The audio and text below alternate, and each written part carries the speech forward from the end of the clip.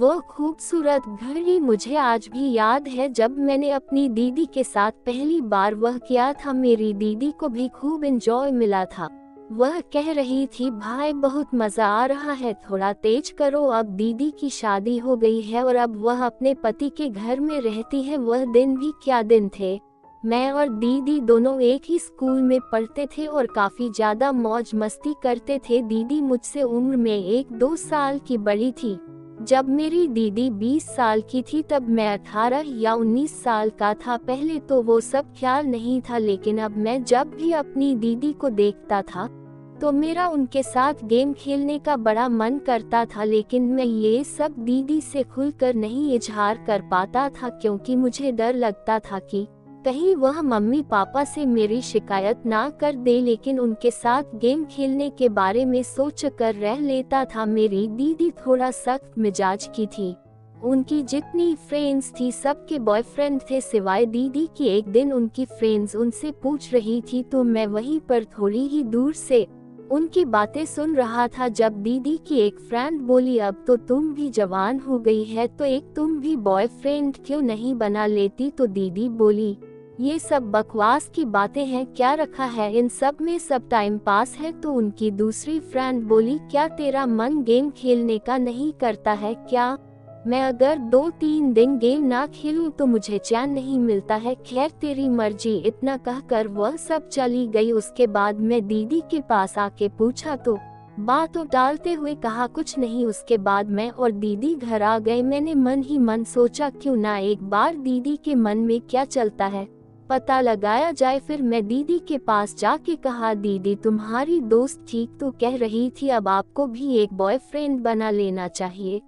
तो दीदी बोली, कौन कहता है कि मेरा बॉयफ्रेंड नहीं है? हाँ तू है ना मेरा बॉयफ्रेंड। ये सुनकर मुझे अंदर से बड़ा अच्छा लगा, लेकिन फिर भी मैंने कहा, दीदी क्यों जोक कर रही हो? दीदी मैं आपका बॉयफ्रेंड कैसे हो सकता हूँ? तो वो बोली, क्यों, इसमें गलत क्या है? जो बॉयफ्रेंड करता है वह तुम भी तो कर सकते हो, और तुम तो मुझे अच्छी तरह जानते भी हो, तो तुमसे अच्छा बॉयफ्रेंड मेरा और कोई हो ही नहीं सकता। दीदी की इस बातों ने मुझे पूरा हिला के रख दिया था। शाम तक यही सोचता रहा। फिर शाम हो गई। उसके बाद हमने खाना खाया और सोने चले गए। अगले दिन सुबह जब मैं उठा तो देखा मम्मी पापा कहीं जाने की तैयारी कर रहे थे। तो मैंने मम्मी से पूछा, मम्मी कहाँ जा रही हो? तो वह बोली, मैं और तुम्हारे पापा मामा के यहाँ जा रहे हैं, क्योंकि नानी की तबीयत खराब है तो उसे देखने जा रहे हैं। फिर मम्मी बोली, तुम अपनी दीदी के साथ अच्छे से रहना, क्योंकि हमें वापस आने में 3-4 दिन लगेंगे। इतना कहकर वो लोग चले गए। ये सुनकर मुझे अंदर से बड़ी खुशी हुई, क्योंकि अब मैं और दीदी घर में अकेले रहेंगे, खूब मजा आएगा। कुछ देर उसके बाद हमने सोचा, क्यों ना 2 दिन स्कूल की छुट्टी कर दी जाए। मैंने जब दीदी से कहा तो वह भी बोली, हाँ ठीक है। फिर शाम हो गई। दीदी खाना बनाने किचन में चली गई। थोड़ी देर में हम दोनों ने खाना खा लिया।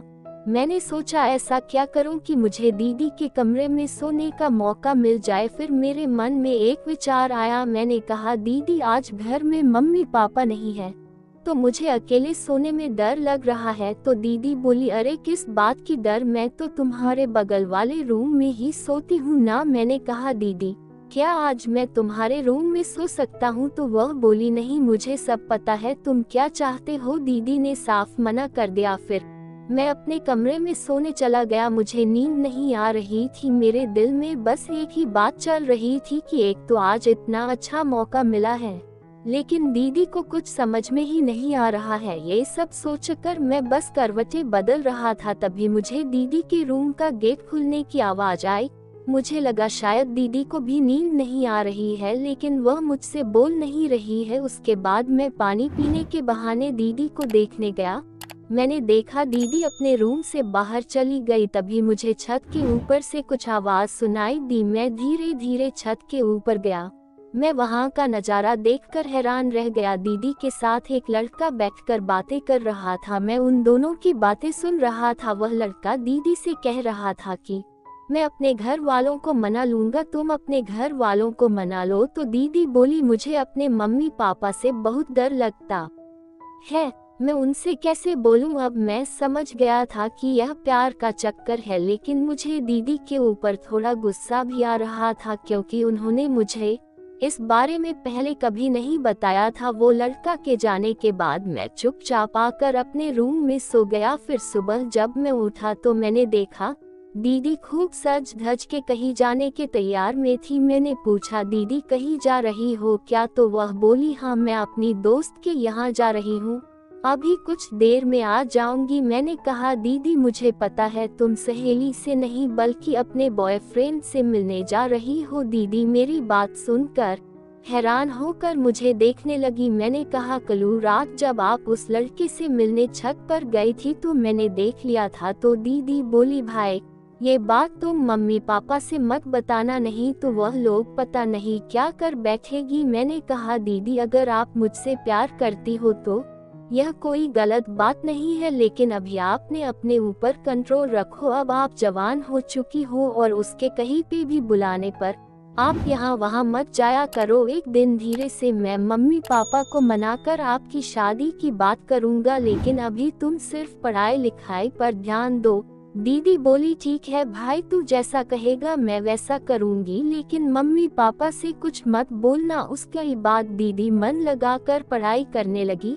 उस दिन रात को मैंने कहा, दीदी मेरा बहुत मन कर रहा है। तो दीदी बोली, चलो आ जाओ दोनों वो वाला गेम खेलते हैं। फिर दीदी और मैंने पूरी रात गेम खेला, बहुत मजा आया। दीदी बोली, मुझे भी बहुत मजा आया। फिर उसके बाद जब भी हमें मौका मिलता है हम दोनों गेम खेल लेते हैं। कहानी अच्छी लगी हो तो वीडियो को लाइक और चैनल को जरूर सब्सक्राइब करें। दोस्तों इस कहानी के सभी पात्र और घटनाएं काल्पनिक है, इसका किसी की जिंदगी से कोई वास्ता नहीं है, ये सिर्फ मनोरंजन के लिए बनाई गई है। धन्यवाद।